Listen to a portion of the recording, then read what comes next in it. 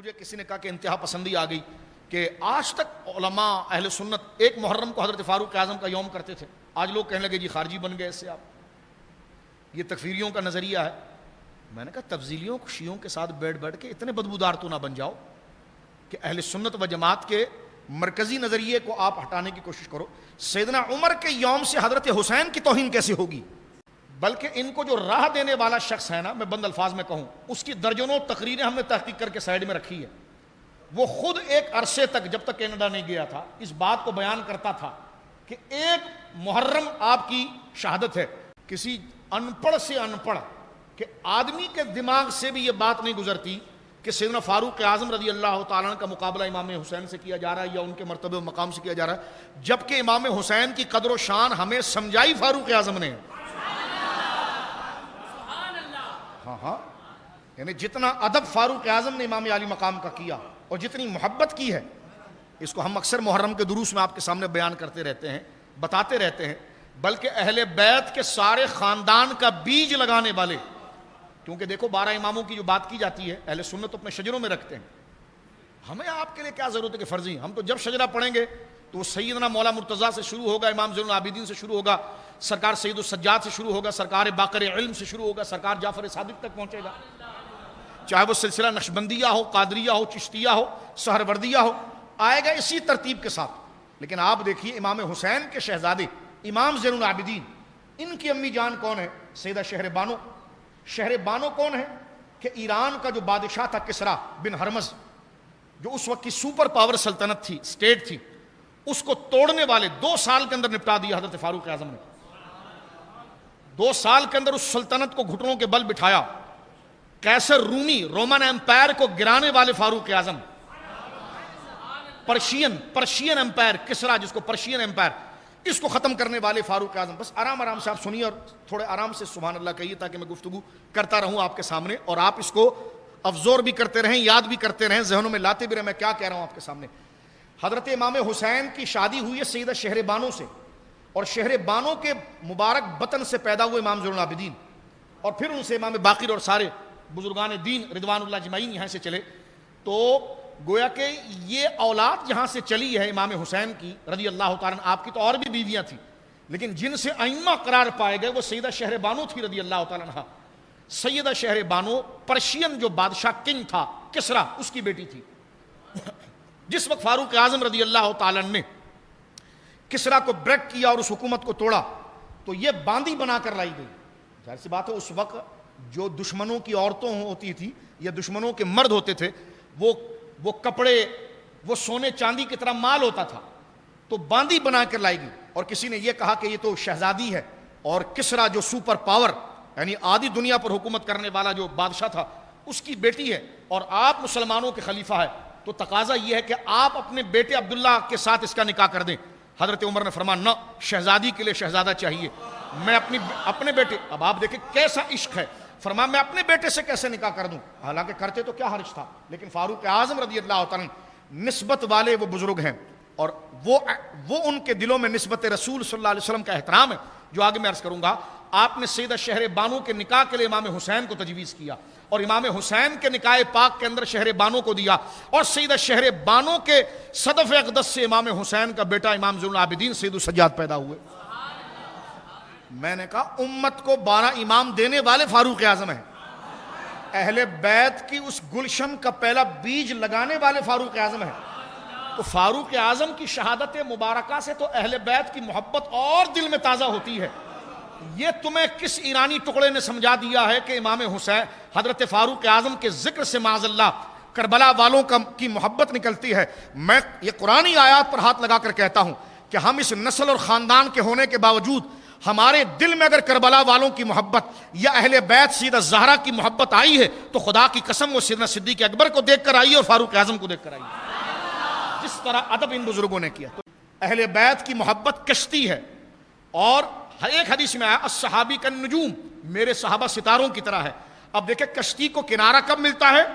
جب ستاروں پر نظر ہو، اور ستارہ ہدایت اس کو دیتا ہے جو کشتی میں بیٹھا ہوا ہو۔ تو امام احمد رضا کہتے ہیں کہ اہل سنت کا ہے بیڑا پار اصحاب حضور، کہ نجم ہے اور ناؤ ہے اطرت رسول اللہ کی۔ کہ صحابہ جو ہیں نجم ہیں، ستارے ہیں، اور ناؤ اور کشتی جو ہے وہ اہل بیت ہے. تو سنی وہ خوش نصیب ہے کہ اپنے دل میں اہل بیت کی محبت رکھتا ہے، دل میں اہل بیت ہوتے ہیں، آنکھوں میں اصحاب ہوتے ہیں. لہذا یہ صراط مستقیم پر سفر کرتے ہوئے سیدھی سڑک یہ شہر شفاعت نگر کی ہے. لہذا یہ کنفیوژن نہیں ہونا چاہیے، کیونکہ آج کل چل رہا ہے سوشل میڈیا پر، اس لیے میں نے آپ کے سامنے بات کی. یہ لڑائی جھگڑے کے لیے نہیں.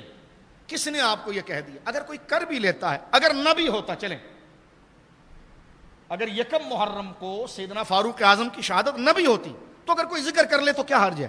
اور کرنے والا وہ ہے جو غلامان اہل بیت میں سے. یعنی یہ تو خود ایک شیعت کی فکر ہے کہ وہ صحابہ کے ذکر کو اہل بیت کے مقابلے پر رکھتا ہے، اور یہ خارجیت کی فکر ہے کہ وہ اہل بیت کے ذکر کو صحابہ کے مقابلے پر رکھتا ہے. سنی تو وہ سچے اور سچے لوگ ہیں کہ دونوں کی محبت کو ایک ساتھ اپنے دل کے اندر رکھتے ہیں. تو سرکار دو عالم صلی اللہ علیہ وسلم کے جو دادا ہیں حضرت کعب، ان کے بیٹے ہیں عدی، اور عدی کی اولاد میں سے فاروق اعظم ہے. تو فاروق اعظم ہے بنو عدی قریشی، یعنی یہ انڈیا کا قبیلہ نہیں، یہ حضوری کا خاندان ہے. یہ تو بنو امیہ اور بنو عدی کا نام سن کے سمجھ ایسا آپ نے بنو امیہ کی تعریف کر دی. تو میں نے کہا کوئی ایران سے لے کر آئے ہم، یہ فارسی ہیں، یہ اصل الاصل عربی ہیں، یہ آل ابراہیم ہیں، یہ آل عدنان ہیں، یہ قریشی ہیں، یہ رسول اللہ کا خاندان ہے. کیسا پروپیگنڈا آپ کر رہے ہو؟ ہم بنو عدی کی اگر بات کر رہے ہیں تو بنو عدی کوئی انڈین ہے؟ یہ کوئی ایرانی فارسی ہے یا ہندوستان کے اجمی ہے؟ بنو امیہ ہو یا بنو عدی ہو یا بنو تیم ہو، فضیلت ایمان کی ہے، اس سے انکار نہیں. فضیلت ایمان کی ہے. جس طرح بنو ہاشم کو عزت آل ابراہیم سے ہے، اسی طرح بنو امیہ کو عزت قریشی ہونے سے ہے. لیکن سب کے لیے ایمان شرط ہے. اگر یہاں پر غیر ایمان والے گزرے ہیں تو وہاں پر بھی ابو لہب غیر ایمان والا گزرا ہے. لیکن فضیلت نسب کی ہے ایمان کے اوپر. تو لہذا فاروق اعظم رضی اللہ تعالی عنہ آٹھویں دادا میں جا کر حضور کے خاندان کے ساتھ جڑ جاتے ہیں. فاروق اعظم رضی اللہ تعالیٰ عنہ کے ایمان لانے کا ذریعہ آپ کی بہن بنی. آپ کی بہن کا نام تھا فاطمہ بنت خطاب. اور یہ جو میں نے آپ کے سامنے نام لیا نا، زید بن عمرو بن نوفل، جو فطرتی مومن تھے اور زمانے جاہلیت میں اللہ کا نام لیتے تھے، ان کے بیٹے سعید جو فاطمہ کے شوہر ہیں، سعید بن زید بن عمرو بن نوفل، یعنی حضرت فاروق اعظم کے وہ چچزاد بھی ہیں اور بہن بھائی بھی ہیں. آپ کی بہن کے شوہر بھی ہیں. توجہ ہے آپ کی. تو آپ کی جو بہن ہے فاطمہ بنت خطاب، ان کے شوہر ہے سعید بن زید بن عمرو بن نوفل. یہ شجرہ ایک اور کڑی میں نے آپ کے سامنے عرض کی. یہ اسلام لا چکے ہیں. تو جب آپ جا رہے تھے تو راستے میں ایک صحابی ملے، حضرت نعیم. وہ کہنے لگے کہاں کا ارادہ ہے عمر؟ کہنے لگے میں جا رہا ہوں جنہوں نے نبوت کا دعویٰ کیا ہے ان سے بات کرنے کے لیے اور ان کے لوگوں کو ختم کرنے کے لیے. انہوں نے کہا اپنے گھر کی خبر ہے آپ کو؟ کہنے لگے میرے گھر کی کیا خبر ہے؟ کہنے لگے آپ کی بہن نے کلمہ پڑھ لیا ہے اور آپ کے بہنوئی سعید بن زید بن نوفل وہ بھی مسلمان ہو گئے. انہوں نے کہا وہ کیسے ہو سکتا؟ کہا ہاں ہے، جا کے پوچھ لیجیے آپ. تو سرکار کی طرف جانے کی بجائے وہ اپنے بہن کے گھر کی طرف گئے. جب دروازے پر وہ آ کر کھڑے ہوئے فاروق اعظم، یہ تقریباً ساری کتابوں کے اندر میں اس لیے بالترتیب وہاں سے شجرے سے اس واقعے کو آگے کی طرف لا رہا ہوں. فاروق اعظم رضی اللہ تعالیٰ جو دروازے پر آئے تو بہن اور ان کے شوہر سورہ طٰہٰ کی تلاوت کر رہے تھے. فاروق اعظم غصے کے اندر آئے اور غصے میں جب حضرت عمر رضی اللہ تعالیٰ آئے اور آپ نے اندر داخل ہونے کے ساتھ اپنی بہن کو اور اپنے بہنوئی کو مارنا شروع کیا. اتنا مارا کہ ان کو زخمی کر دیا. لیکن حضرت عمر اپنا یہ واقعہ بیان کرتے تھے کہ جب میری بہن کے بدن پر میں نے خون دیکھا نا تو مجھے بڑی شرم آئی کہ یار میں نے یہ بہت سخت کوئی معاملہ کر لیا. لیکن تھے اس طرح. تو دیکھیے سچے لوگ ہیں، جب ادھر تھے تو ادھر ہی کے تھے، ادھر دو نمبر ہی کہیں نہیں ہے. تقیہ مقیہ نہیں تھا ان میں، 50-50 والی بات نہیں تھی. جب ابو جہل کے ساتھ تھے تو اسی کے ساتھ تھے. اپنی بہن کو بھی مارا. جب ان کے بدن پر خون نظر آیا تو بہن نے اپنے دوپٹے سے اپنے منہ کو صاف کر کے کہا کہ اگر تو خطاب کا بیٹا ہے نا تو میں بھی خطاب کی بیٹی ہوں. تم ہمیں مار ڈالو گے، تم ذرا سنیے، تم ہمیں مار ڈالو گے لیکن جس نبی کے دامن کو ہم نے پکڑا ہے اس کو نہیں چھوڑیں گے. یہ جملے آپ پر بڑے بھاری گزرے اور آپ دھڑام سے زمین پر بیٹھ گئے. کہنے لگے کہ ٹھیک ہے پھر مجھے بھی دو وہ ورق جو تم پڑھ رہی تھی. فرمایا نہیں، آپ اس وقت ناپاک ہیں، آپ پاکی اختیار کیجیے. پاکی اختیار کریں گے تو پھر میں آپ کو یہ پڑھ کے سناؤں گی اور میں آپ کے ہاتھ میں یہ ورق دوں گی. فاروق اعظم نے وضو کیا یا غسل کیا، اس کے بعد آپ بیٹھے تو سورہ طٰہٰ کی جب یہ آیت پڑھنا شروع ہوئی تو جیسے جیسے آپ آیت سنتے رہے آپ کے دل میں اسلام کی محبت آتی چلی گئی. آپ اپنی بہن کو آنکھوں میں آنسو بھرے ہوئے انداز میں پوچھا کہاں ہیں حضور؟ تو یہ ساری صحابیات اور یہ سارے جو تھے نا، یہ تو جان پر کھیل جانے والے تھے، لیکن آپ کی بہن کو یقین ہو گیا کہ عمر میں اب بغاوت نہیں ہے، عمر میں اب دشمنی نہیں ہے.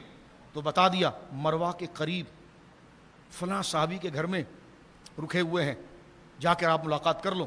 بس وہ وہاں سے روانہ ہوئے. جب روانہ ہوئے تو کیونکہ اوپر تھوڑا سی زمین کی سطح سے اونچی جگہ پر گھر تھا، جب حضرت عمر سامنے سے آنے لگے تو جو صحابہ کرام جن کی ڈیوٹیاں تھی کہ وہ آنے جانے والے پر نظر رکھے، ایک نے دیکھا تو وہ دوڑتا ہوا آیا اور اس نے گھر میں چیخنا شروع کیا عمر آ رہا ہے.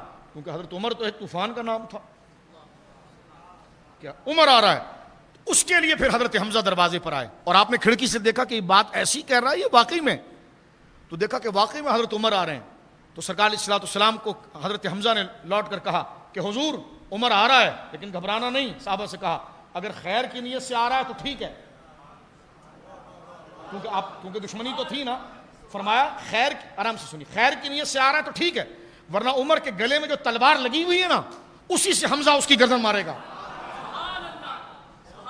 لیکن حضور نے پیچھے سے آواز لگائی چچا جان کرنا کچھ نہیں، اسے آنے دو، وہ خود سپرد کرنے آ رہا ہے.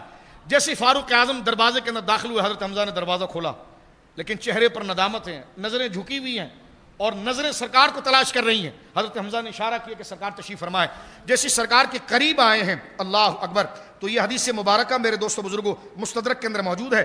جیسی قریب آئے، ایک روایت میں آتا سرکار نے حضرت فاروق اعظم کی آستین کو پکڑا، یعنی اس طرح کر کے آستین کو پکڑ کر کھینچا. اور یہ تصوف اور طریقت کا وہ نیاز ہے جو جس کو تصوف کے اندر انجذاب کہا جاتا ہے، جذب سے انجذاب. فاروق اعظم رضی اللہ، کیونکہ سرکار کی ذات مبارکہ سے جہاں فقہ ظاہر ہوتا ہے وہاں سلوک و تصوف بھی تو ظاہر ہوتی ہے نا، کیونکہ شریعت کا حصہ ہے. سرکار نے آپ کے آستین کو پکڑ کر کھینچا اور ایک روایت میں کہ ضرب صدر عمر بن خطاب، سرکار اٹھے اور حضرت عمر کے سینے پر ہاتھ مارا. کیونکہ لطائف یہاں پر ہوتے ہیں، لطائف جو ہیں وہ یہاں پر ہوتے ہیں. یقین یہاں ہوتا ہے یہاں نہیں ہوتا، ایمان یہاں ہوتا ہے یہاں نہیں ہوتا، عشق یہاں ہوتا ہے یہاں نہیں ہوتا. اس لیے سینے پر ہاتھ رکھ کر وظائف پڑھنے کی بات، رب اشرح لی صدری، یہ نہیں کہہ رہے رب اشرح لی راسی، یا اللہ میرے سر کو کھول، نہیں کہتے میرے سینے کو کھول. کیونکہ اصل مصدر یہی ہے. صدر عربی زبان میں دروازے کو کہتے ہیں، صدر عربی زبان میں دروازے کو کہتے ہیں، یعنی ایمان اور سینے، ایمان کا دروازہ یہ سینہ ہے. اس لیے ذکر میں بھی یہاں فکر کی جاتی ہے. مرشد دم کرنے کے لیے بھی سینے پر ہی ہاتھ رکھتا ہے.